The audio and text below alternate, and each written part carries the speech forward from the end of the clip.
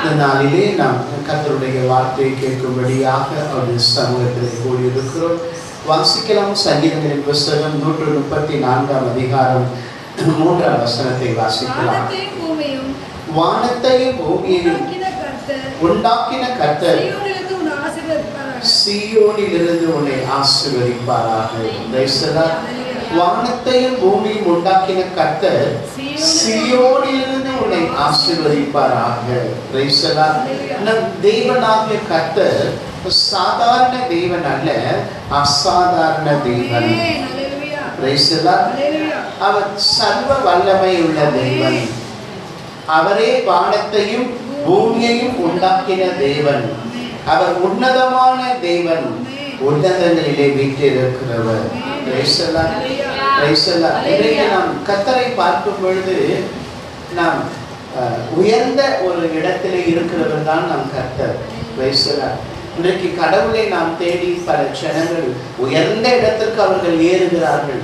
எதற்காக என்றால் கடவுளை பார்க்கும்படியாக. ஆனால் நம் தேவன் சொல்லுகிறது அவர் உயர்ந்த இடத்தில் இருக்கிறார். வானத்தையும் பூமியும் உண்டாக்கின கர்த்தர் சீயோனிலிருந்து உன்னை ஆசீர்வதிப்பாராக. சீயோன் என்றால் பரலோகத்தை குறிக்கிறது. ஒரு உயர்ந்த ஸ்தானம், உயர்ந்த ஒரு இடத்தை குறிக்கிறது. நம் தேவன் வானாதி வானங்களை படைத்தவர், உண்டாக்கினவர். இங்கே வேதம் சொல்லுகிறது வானத்தையும் பூமியும் உண்டாக்கின கர்த்தர் சீயோனிலிருந்து உன்னை ஆசீர்வதிப்பாராக. கடவுளை தேடி சில நாட்களுக்கு முன்பாக, சில காலங்களிலே, கடந்த கால வாழ்க்கையிலே நாம் உயர்ந்த இடத்திற்கு ஏறினோம் கடவுளை தேடி. ஆனால் இன்றைக்கு வேத புத்தகத்தில் சொல்லப்படுகிறது, வேதம் சொல்லுகிறது அவர் உயர்ந்தவராக இருந்தும் தாழ்மை உள்ளவனை நோக்கி பார்க்கிறார். உயர்ந்த இடத்திலே வானத்தையும் பூமியும் உண்டாக்கின கர்த்தர் சீயோனிலிருந்து உன்னை ஆசீர்வதிப்பாராக. உன்னத இடத்திலிருந்து, உயர்ந்த இடத்திலிருந்து, உயர்வான ஸ்தலத்திலிருந்து தாழ்மையுள்ள ஜனங்களை, அவரை தேடுகிற ஜனங்களை, அவரை நோக்கி பார்க்கிற ஜனங்களை அவர் ஆசீர்வதிக்கிற தேவனாக இருக்கிறார். தேவனாகிய கர்த்தர் சாதாரண தேவன் அல்ல, அவர் அசாதாரண தேவன். நம் ஆண்டவராகிய இயேசு கிறிஸ்து அவர் வல்லமையுள்ள தேவன். ஆபிரகாமை அவர் அழைக்கும் பொழுது சொன்னார், நான் சர்வ வல்லமையுள்ள தேவன். என்ன சொன்னாரு? நான் சர்வ வல்லமையுள்ள தேவன் என்று அவர் தன்னுடைய நாமத்தை அங்கே சொல்லுகிறார். ஒரு பக்தன் கேட்கிறார் தேவதூதனை பார்த்து, கடவுளுடைய நாமம் என்ன என்று கேட்கிறார். அதற்கு அந்த தேவதூதன் சொல்லுகிறார், என் நாமத்தை நீ கேட்பானே அது அதிசயமானது. நம் தேவன் அதிசயமான தேவன். நம் தேவன் சர்வ வல்லமை உள்ள தேவன். நம் தேவன் உயர்ந்த இடத்திலே இருக்கிற தேவன், உன்னதமான இடத்திலே வாசம் செய்கிற தேவன். வேதம் சொல்கிறது கர்த்தர் பூமியின் உருண்டையின் மேல் அவர் வீற்றிருக்கிறார். எல்லாவற்றையும் படைத்தவர் தான் நம் தேவன். வேதம் சொல்லுகிறது நம் தேவனை குறித்து அவர் சர்வ வியாபி என்று சொல்லப்படுகிறது. சர்வத்தையும் படைத்தவர். வேதம் சொல்லுகிறது அவர் சிருஷ்டிகர்த்தா என்று சொல்லப்படுகிறது. அவர் சிருஷ்டிப்பின் தேவன் என்று வேதம் சொல்லுகிறது. ஆதியாகமத்தில் நாம் வாசிக்கிறோம், கர்த்தர் வானத்தையும் பூமியையும் என்ன பண்ணாரு? உண்டாக்கினார். வானம் உண்டாக கடவது என்ற உடனே வானம் உண்டானது, பூமி உண்டாக கடவது என்ற உடனே பூமி உண்டானது. அவர் நம் தேவன் ஆகிய கர்த்தர் அவர் அசாதாரண தேவன், சர்வ வல்லமை உள்ள தேவன். எப்பவுமே உயர்ந்த இடத்துல இருக்கிறவங்க சீக்கிரத்துல இறங்கி வந்து என்ன பண்ண மாட்டாங்க, தாழ்ந்த இடத்துல இருக்கிறவங்க என்ன பண்ண மாட்டாங்க, விசாரிக்க மாட்டாங்க. நல்ல பணக்காரனா கோடீஸ்வரனா இருக்கிறவங்க ஒன்றும் இல்லாதவங்களை தேடி வருவாங்களா? தேடி வர மாட்டாங்க. ஆனா நம் தேவன் உயர்ந்தவராக இருந்தோம், உன்னதத்திலே வாசமாக இருந்தோம், வானத்தையும் பூமியும் படைத்து சீயோனிலே இருக்கிற அந்த கர்த்தர், வேதம் சொல்லுகிறது அவர் சீயோனில் இருந்து கர்த்தருடைய ஆசீர்வதிப்பார். உயர்ந்த இடத்திலிருந்து தாழ்மை உள்ள மனிதனை நோக்கி பார்க்கிற தேவன். வேதம் சொல்லுகிறது அவர் மனுபுத்திரனை, வானத்திலிருந்து மனுபுத்திரனை கண்ணோக்கினார் என்று வேதம் சொல்லுகிறது. நம்மை கண்ணோக்கி பார்க்கிற தேவன், உயர்ந்த இடத்திலிருந்து நம்மை கண்ணோக்கி பார்க்கிற தேவன். நாம் தாழ்ந்தவர்களா இருந்தும் தாழ்ந்த நிலைமையில இருந்தும் நம்ம எல்லாரும் வேண்டாம் என்று ஒதுக்கின சூழ்நிலையிலும் ஆண்டவர் நம்மை கண்ணோக்கி பார்த்தார். வாசிக்கலாம். சங்கீதங்களின் புத்தகம் 146 அதிகாரம் 6 வசனத்தை வாசிக்கலாம். அவர் வானத்தையும் பூமியையும் சமுத்திரத்தையும் அவைகளில் உள்ள யாவையும் உண்டாக்கினவர். அவர் என்றென்றைக்கு உண்மையை காக்கிறவர். அவர் எப்படிப்பட்டவர் என்று வேதம் சொல்லுகிறது? அவர் வானத்தையும் பூமியையும் சமுத்திரத்தையும், கடலிலே சஞ்சரிக்கிற அந்த சமுத்திரத்தையும் அவைகளில் யாவையும் உண்டாக்கினவர் தான் நம் கர்த்தர். வானத்தையும் பூமியும் படைத்தவர் மாத்திரமல்ல, அவர் சமுத்திரத்தையும் சமுத்திரத்தில் உள்ள யாவையும் உண்டாக்கினவர். உன்னதமான தெய்வன், உயர்ந்த தேவன். அந்த உயர்ந்த தேவன் தான் உங்களை பார்த்து சொல்லுகிறார், சீயோனிலிருந்து நான் உன்னை ஆசீர்வதிப்பேன். இன்னைக்கு கர்த்தருடைய சமூகத்திலே கர்த்தருடைய வார்த்தையை கேட்டுக்கொண்டிருக்கிற அன்பு தேவ ஜனங்களே, இன்னைக்கு நீங்கள் எந்த சூழ்நிலையில தாழ்ந்த இடத்துல இருக்கிறீங்களா, தள்ளப்பட்ட இடத்தில் இருக்கிறீங்களா, ஒதுக்கப்பட்ட இடத்துல இருக்கிறீங்களா, ஒன்றுமில்லாத சூழ்நிலையில் இருக்கிறீர்களா, மனிதர்களால் உறவுகளால் புறக்கணிக்கப்பட்டு இருக்கிறீர்களா, கர்த்தருடைய வார்த்தை சொல்லுகிறது, அவர் சீயோனில் இருந்து உன்னை ஆசீர்வதிப்பார். எந்த சூழ்நிலையில இருந்தாலும் அவரை நோக்கி நீ பார்க்கும் பொழுது அவர் உன்னை சீயோனில் இருந்து உன்னை ஆசீர்வதிக்கிற தேவன், உன்னை ஆசீர்வதிப்பார். உன் தாழ்ந்த சூழ்நிலையிலிருந்து என் கர்த்தராகிய தேவன் உன்னை உயர்ந்த இடத்திற்கு கொண்டு வந்து நிறுத்துவார். ஒதுக்கப்பட்ட நிலைமையில் இருக்கிற உன் வாழ்க்கையை கர்த்தராகிய இயேசு கிறிஸ்து உயர்த்த முடியும். மனுஷர்களால் புறக்கணிக்கப்பட்ட உன்னை கர்த்தர் உன்னை உயர்த்தி ஆசீர்வதிக்க முடியும்.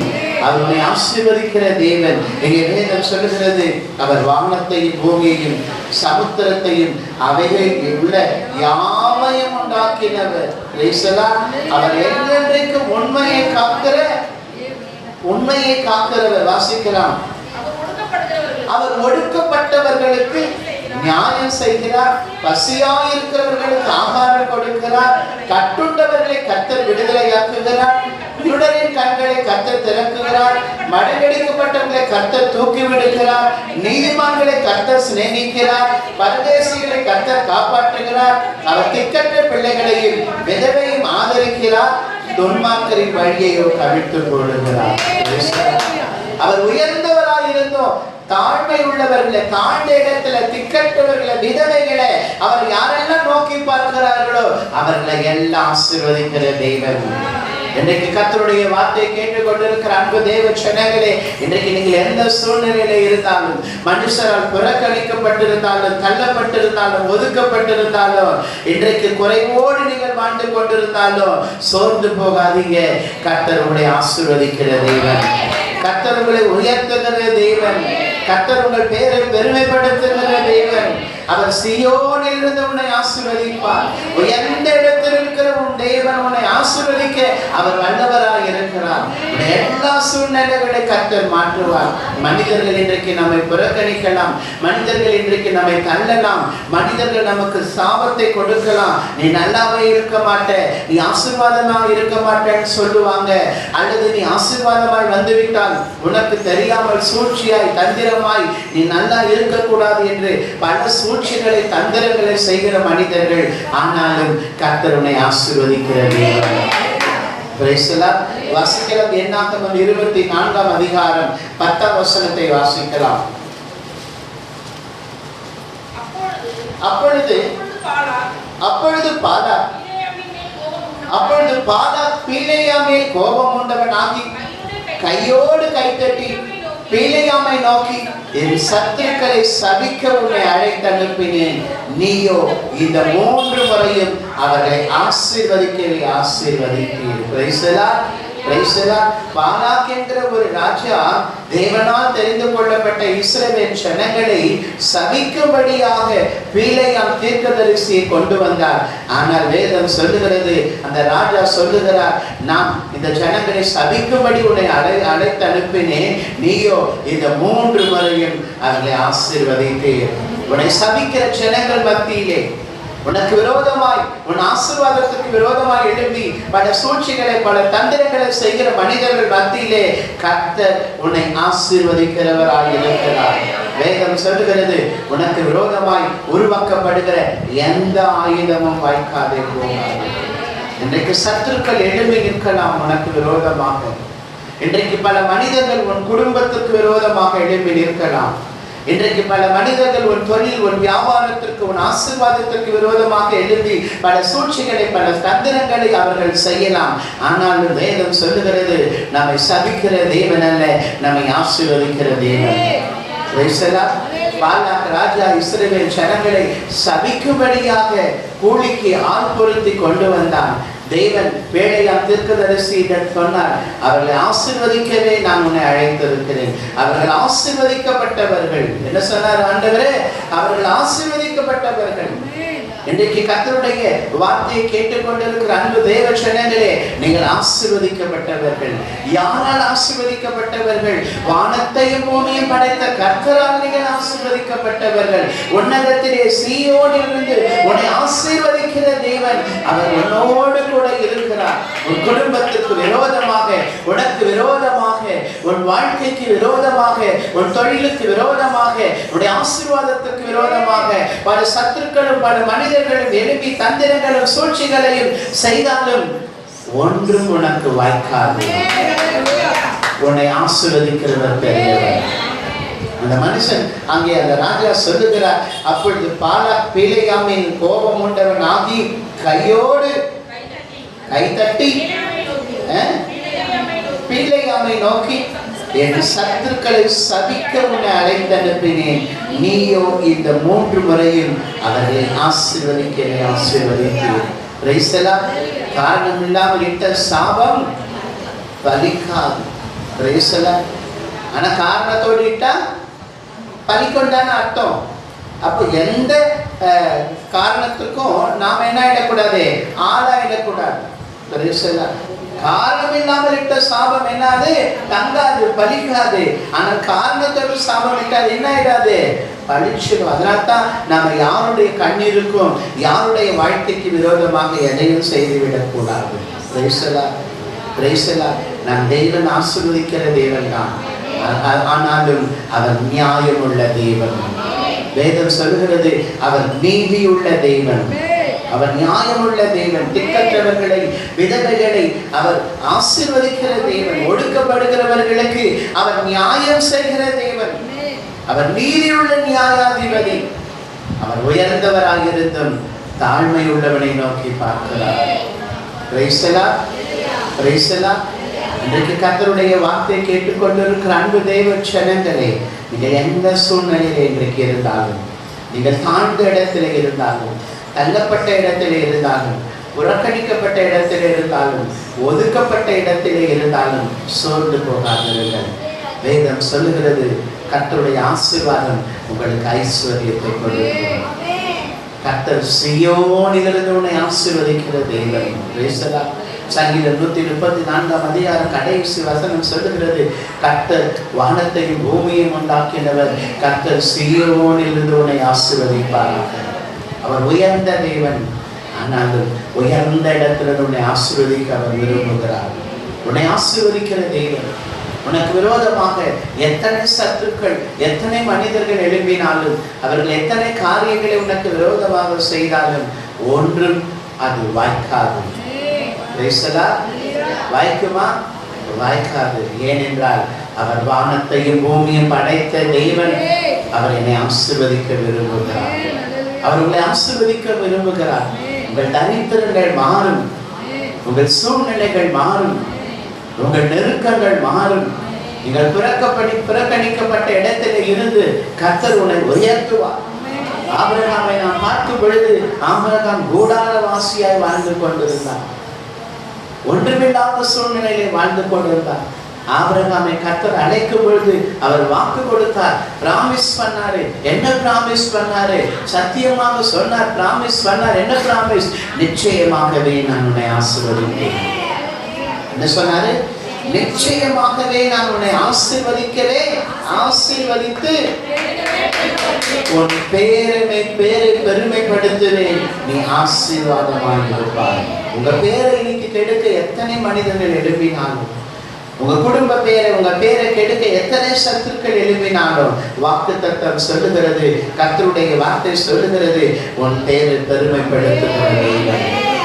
நீ ஆசீர்வாதமானா இருப்ப, உன்னை சபிக்கிறவர்களை நான் சபிப்பேன் என்று வாக்கு பண்ணினார். உன்னை ஆசீர்வதிக்கிறவர்களை நான் ஆசீர்வதிப்பேன் என்று சொன்னார். பிரஜாதிகளுக்குள்ள சாபமாக இருந்தவங்களை ஆசீர்வதிக்கும்படி தேவன் ரட்சித்தார். வேதம் சொல்லுகிறது, தரித்திரருக்கு சுவிசேஷத்தை பிரசங்கியுங்கள். நம்முடைய தரித்திரத்தை மாற்றி, நம்முடைய சூழ்நிலைகளை மாற்றி, நம்முடைய குறைவுகளை மாற்றி நம்மை ஆசீர்வதிக்கிற தேவன். கர்த்தர் சீயோனிலிருந்து உங்களை ஆசீர்வதிப்பாராக. ஜீவனுள்ள நாளெல்லாம் நன்மையும் கிருபையும் உங்களை தொடரும். கர்த்தரை ஆசீர்வதிப்பாராக. நாம் கண்களை மூடிக்கலாம். பரலோக பிதாவே, உம்மை நாங்கள் துதிக்கிறோம். உன்னுடைய நாமத்திற்கு மகிமை செலுத்துகிறோம். கர்த்தர் வானத்தையும் பூமியும் படைத்த தேவன்.